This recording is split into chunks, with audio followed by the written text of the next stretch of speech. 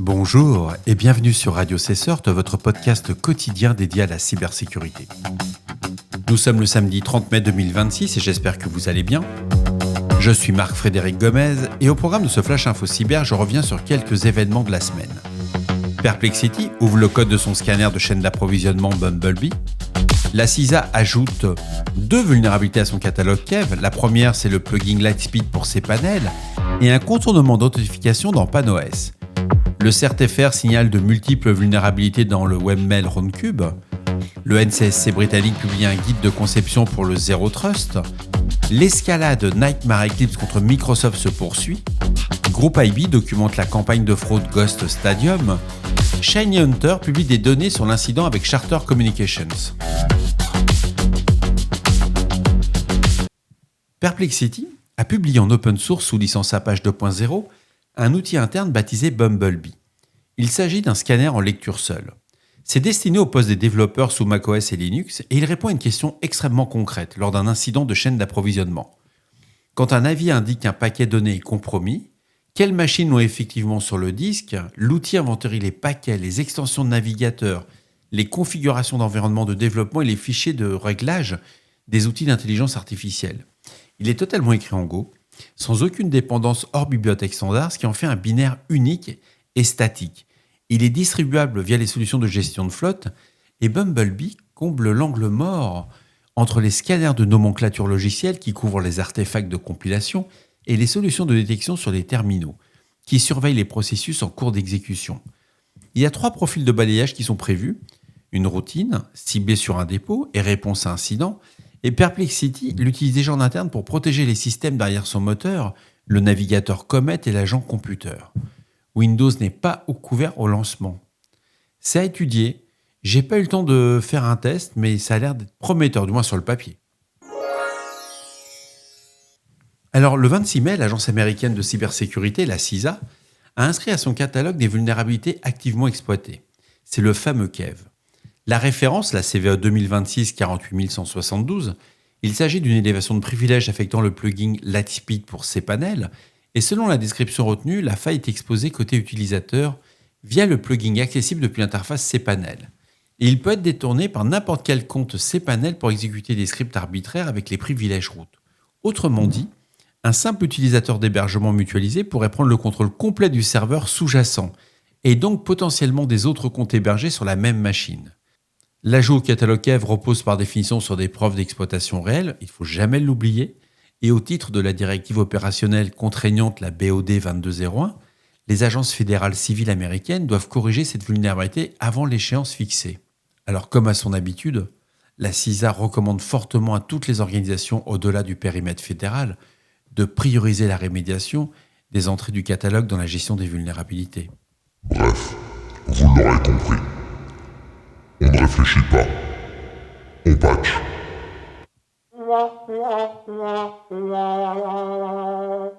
Et c'est là que la CISA a fait un deuxième avis sur le Kev, c'est la CVE 2026-257. Elle concerne PanOS, le système d'exploitation des équipements de Palo Alto Networks, et la vulnérabilité est un contournement d'authentification.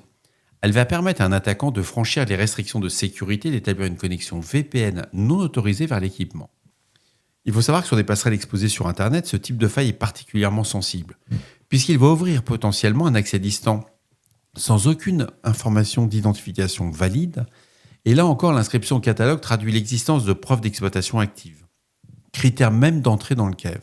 Alors ce qui est assez incroyable, on voit que c'est quand même hyper tendu, l'échéance de rémédiation pour les agences fédérales est fixée au 1er juin.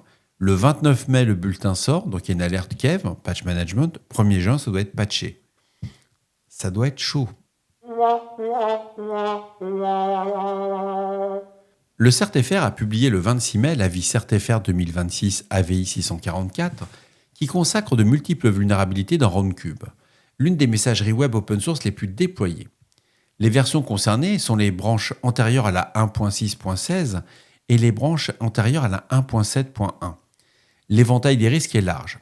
Exécution de code arbitraire à distance, atteinte à la confidentialité des données, atteinte à leur intégrité, contournement de la politique de sécurité, falsification de requêtes côté serveur, autrement dit du SSRF et de l'injection SQL, Et certaines de ces vulnérabilités permettent donc à elles seules l'exécution de codes à distance et la compromission des données.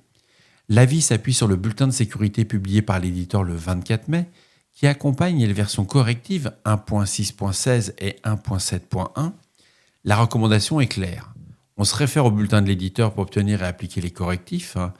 Et pour les organisations qui exposent RunCode sur Internet, elles sont nombreuses, la mise à jour s'impose rapidement car les webmails accessibles publiquement constituent toujours une cible de choix à la fois pour le vol de correspondance et comme point d'entrée vers le système d'information ciblé.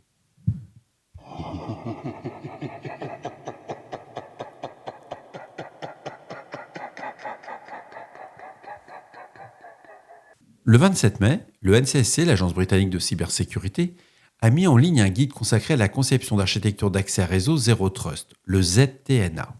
Le point de départ des auteurs, 2 architectes sécurité et un constat de terrain. Le ZTNA est largement déployé mais souvent construit sur d'anciennes hypothèses de confiance.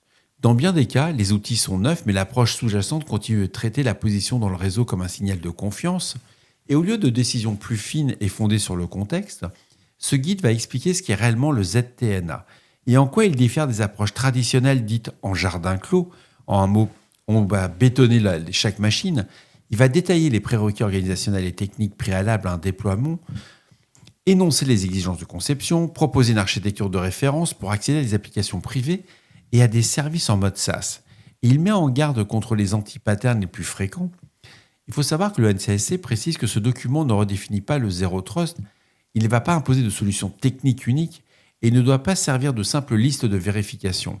Le message central, beaucoup de déploiements de Zero Trust échouent non pas par manque de fonctionnalité, mais parce que les vieilles hypothèses de confiance seront conduites dans de nouvelles conceptions. Bref. Le sujet, il est entre la chaise et le clavier. On revient sur le chercheur Nightmare Eclipse. Alors ce chercheur, opérant sous le pseudonyme Nightmare Eclipse, poursuit son conflit ouvert et public avec Microsoft. Dans un billet daté du 23 mai, intitulé « 14 juillet », il reproche à l'éditeur d'avoir refusé tout dialogue, affirme avoir été discrédité par un avis de sécurité et indique que le compte qu'il utilisait pour signaler ses vulnérabilités a été supprimé, sans aucune rétribution avant que son dépôt de code public ne lui soit retiré. Il annonce une nouvelle phase pour le 14 juillet et associe au passage 2 failles déjà présentes au catalogue KEF de la CISA à ses propres noms de code interne. Le 24 mai, un court message non signé Welp évoque une journée personnelle difficile à venir.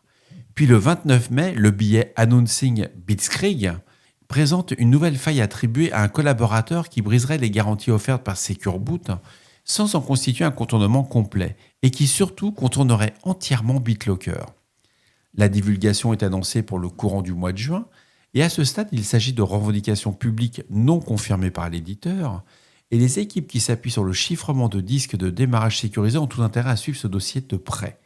C'est ce qui est fait à travers certaines, groupes de travail sur le forensic par les forces de l'ordre nord-américaines. Tout ce qui est annoncé pour le moment ce chercheur, ça fonctionne. Ils ont fait des POC, ils ont travaillé dessus, et ils savent déjà comment aller voir du BitLocker sans utiliser des outils spécifiques, uniquement grâce à sa vulnérabilité. C'est à suivre, il y a un peu de drama queen, je l'enlève tout ça. La personne n'a pas compris qu'il s'attaque à GitHub, après à GitLab, il s'attaque à toute la galaxie Microsoft, il est dans le mode extrêmement énervé, c'est pas constructif. Et il va pas y arriver, quoi. Il va se décrédibiliser malgré un niveau technique et tout ce qu'il a dit sur un plan purement opérationnel. C'est pour ça que je me suis permis de reprendre cette annonce. Bah, ça tient la route, quoi. Le mec, il est bon. Bon, il a juste pas compris que David et Goliath, ouais, ça peut marcher, mais pas à ce niveau-là. Alors, une info que j'ai trouvée sur Security Affairs, mais j'étais voir directement le document de Groupe IB qui a des chiffres un peu différents. Et à l'approche de la Coupe du Monde de football 2026, les chercheurs de Groupe IB ont mis à jour une vaste opération de fraude baptisée Ghost Stadium, et derrière elle, un acteur sinophone à motivation financière qui s'appuie sur un écosystème de plus de 4300 domaines frauduleux. 4300 domaines. Ça va imiter la présence officielle de la FIFA. Le mode opératoire n'a rien de grossier. Le kit de hameçonnage est un clone du site officiel au pixel près, avec des images tirées directement du réseau de diffusion du contenu de la FIFA et une prise en charge de 11 langues. Plus inquiétant, Les attaquants ont reproduit le service d'authentification unique de la FIFA fourni par Ping Identity et en réutilisant des identifiants clients légitimes. Et lorsqu'un supporter tente de se connecter ou d'acheter un billet, le système va capturer ses identifiants et ses coordonnées. Il va autoriser même les réinitialisations de mots de passe, ce qui va permettre de verrouiller les victimes et de leur dérober leurs billets. Groupe IB estime cette seule fraude aux billets premium entre 71 et 474 millions de dollars, le total pouvant atteindre des milliards.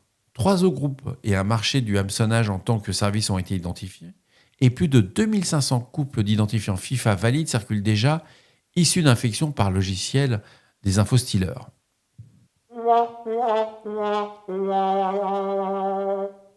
Le groupe d'extorsion Shiny Hunter a diffusé des données prétendues dérobées à Charter Communications après le refus apparent de l'opérateur de payer une rançon. Charter est l'un des plus grands opérateurs de télécommunications des États-Unis qui fournit l'Internet, la télévision, le mobile et ainsi que la téléphonie sous la marque de Spectrum à des dizaines de millions de clients. Selon les revendications, la fuite contiendrait plus de 42 millions d'enregistrements clients ainsi que des informations au réseau propriétaire, les CPNI. Le service I Have Been Pwned évolue toutefois l'impact à environ 4,9 millions d'adresses e-mail uniques, accompagnées de noms, de numéros de téléphone et d'adresses postales avec un sous-ensemble d'environ 85 000 enregistrements issus d'un annuaire interne d'employés comportant des intitulés de poste.